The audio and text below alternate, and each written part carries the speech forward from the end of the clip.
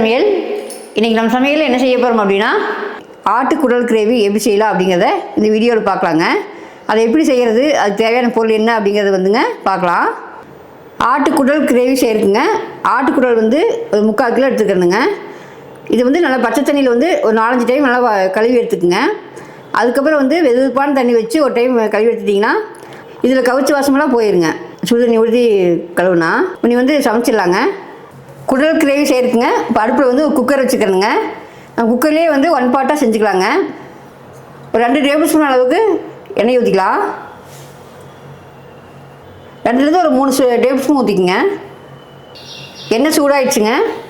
அடுத்தது வந்து 2 பட்டைங்க, 4 கிராம்பு, 1 ஸ்டாருங்க, 3 ஏலக்காய்ங்க, அது போட்டுடலாம். இதெல்லாம் பொரிஞ்சு வரட்டுங்க. அடுத்தது வந்து சின்ன வெங்காயம் போட்டுக்கலாங்க. நான் 2 கைப்பிடி அளவுக்கு வந்து சின்ன வெங்காயம் பொடியாக கட் பண்ணி வச்சுக்கிறேன், அதை போட்டுக்கலாம்.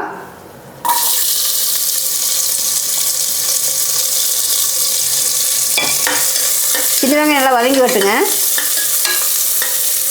வெங்காயம் நல்லா வதங்கி வந்துடுச்சுங்க. அடுத்து 2 தக்காளி வந்து கட் பண்ணி வச்சுக்கிறேனுங்க பொடியாக, அது போட்டுக்கலாம்.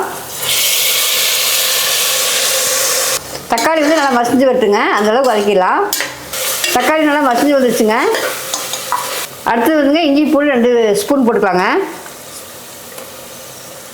இஞ்சி பூண்டு நல்லா வதங்கி வரட்டு, 1 நிமிஷம் வதக்குங்க. நல்லா பச்சை வாசம் போகிற அளவுக்கு வதக்கிடலாம்.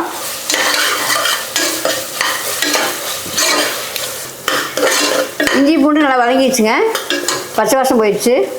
அடுத்தது வந்து இந்த கிரேவிக்கு வந்து மசாலா போட்டுக்கலாங்க. 1.5 டேபிள் ஸ்பூன் அளவுக்கு மிளகாத்தூளுங்க, 1.5 டேபிள் ஸ்பூன் அளவுக்கு மல்லித்தூளுங்க, 1/2 ஸ்பூன் மஞ்சத்தூள், ஒரு 1/2 ஸ்பூன் வந்து கரம் மசாலாங்க, ஒரு 1/2 ஸ்பூன் வந்து மிளகுத்தூளுங்க, 1/2 ஸ்பூன் சீரகப்பொடி வந்து 1/2 ஸ்பூனு, சோம்பு பொடி வந்து 1/2 ஸ்பூனுங்க, இது போட்டுக்கலாங்க.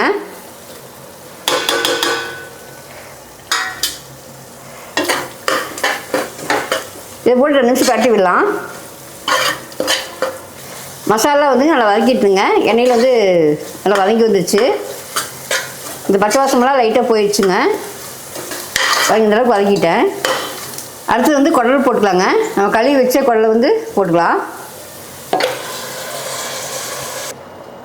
இந்த கிரேவிக்கு வந்து உப்பு போட்டுக்கலாங்க. முதலே கொஞ்சம் உப்பு போட்டுக்கலாம், தக்காளி வதக்குறப்போ இப்போ கொஞ்சம் போட்டுக்கிறேன். அப்படி பார்த்து போட்டுக்கலாங்க. மசாலா வந்து நல்லா பரட்டி விடலாங்க குடலை.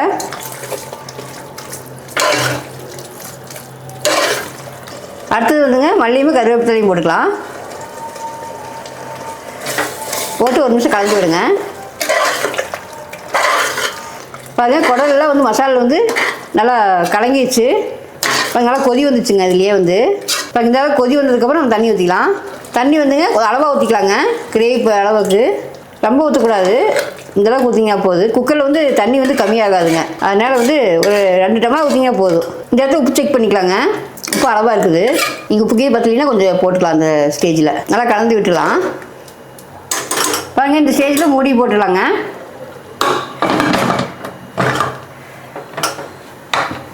குக்கரில் மூடி போட்டுங்க. ஆய் வந்துச்சுங்க. இப்போ வெயிட் போட்டுக்கலாம். மீடியம் ஃப்ளேம்லேயே வச்சு ஒரு 5 நிமிஷம் விட்டு எடுத்துக்கங்க. குக்கரில் வந்து வெயிட் போயிடுச்சுங்க, எடுத்துடலாம். பாருங்கள், குடல் வந்து நல்லா வெந்து வந்துடுச்சு. பாருங்கள், இந்தளவுக்கு இருக்குது. தண்ணி வந்து அளவாக இருக்குதுங்க. இன்னும் வந்து வறுவல் மாதிரி வேணும் அப்படின்னா ஒரு 5 நிமிஷம் கொதிக்க விட்டுலாம். ஒரு 5 நிமிஷம் கொதிக்க விட்டுலாங்க. கொஞ்சம் கிரேவி ஆகிட்டு ஒரு தட்டு போட்டு மூடிடலாங்க. குக்கர் மூடி போடாமல் தட்டு மட்டும் போட்டு மூடி ஒரு மீடியம் ஃப்ளேம்லேயே வச்சு ஒரு 5 நிமிஷம் கொதிக்கிட்டுங்க. ஒரு 5 நிமிஷம் ஆச்சுங்க. நம்ம திறந்து பார்க்கலாம். பாருங்கள், ஓரளவுக்கு வந்து தண்ணி சுண்டி ஓரளவுக்கு கிரேவியாக வந்துடுச்சு. இந்த ஸ்டேஜில் வந்துங்க நான் ஒரு 1/4 மூடி தேங்காய் துருவிங்க. நம்ம பால் எடுத்துருக்கிறேன். அது வந்து கொஞ்சமாக ஒரு 6-7 ஸ்பூன் அளவுக்கு தேங்காய் பால் ஊற்றிக்கலாங்க. சப்போஸ் உங்களுக்கு வேண்டாம் அப்படின்னாலும் விட்டுடலாங்க. தேங்காய் பால் ஊற்ற வேண்டியதில்லை. நான் வந்து கொஞ்சம் தேங்காய் பால் ஊற்ற செய்வேன். ரொம்ப வேண்டாங்க. ஒரு 1/4 மூடி தேங்காய் பால் திக்காக எடுத்து முதல் பால் ஊற்றிடுங்க. இப்போ கலக்கி விட்டுலாதீங்க. மறுபடியும் ஒரு 5 நிமிஷம் இருக்கட்டுங்க. நம்ம அதுக்கப்புறம் பார்க்கலாம். பாருங்கள் 5 நிமிஷம் ஆச்சு, எடுத்துடலாம். பாருங்கள் தண்ணியெல்லாம் சுண்டி நல்லா கிரேவியாட்டம் வந்துச்சு. பாருங்கள் இந்த அளவுக்கு வந்துச்சு. நான் தேங்காய் பால் ஊற்றணும் இல்லைங்களா, மறுபடியும் ஒரு 2 நிமிஷம் கொதிக்க விட்டேன். இந்த அளவுக்கு வந்துச்சு நல்லா கிரேவியாக. ஃபைனலாக வந்துங்க கருவேப்பிலை கொத்தமல்லி போட்டு இறக்கிடலாங்க. நல்லா டேஸ்ட்டான குடல் கிரேவி ரெடி ஆயிடுச்சுங்க. இப்போ இந்த அளவுக்கு பக்குவமாக செஞ்சிங்கன்னா நல்லா டேஸ்ட்டாக இருக்கும். இப்போ குடல் நல்லா வெந்து நல்லா வந்துது பாருங்க. அடுப்பு ஆஃப் பண்ணிடலாம். பாருங்கள் குயிக்காக சீக்கிரமாக செய்யக்கூடிய குடல் கிரேவி ரெடி ஆகிடுச்சுங்க. நீங்களும் இதே மாதிரி ஒரு முறை ட்ரை பண்ணி பாருங்கள், ரொம்ப டேஸ்ட்டாக இருக்கும். இந்த குடல் கிரேவி வந்துங்க சூடாக சாதம் வச்சு சாப்பிட்டா ரொம்ப நல்லா இருக்குங்க. நம்ம இட்லி தோசைக்கும் வச்சுக்கலாம், ரொம்பவே நல்லாயிருக்கும். நீங்களும் இதே முறையில் செஞ்சு பாருங்கள். செஞ்சு பார்த்துட்டு எப்படி இருக்குன்னு சொல்லுங்கள்.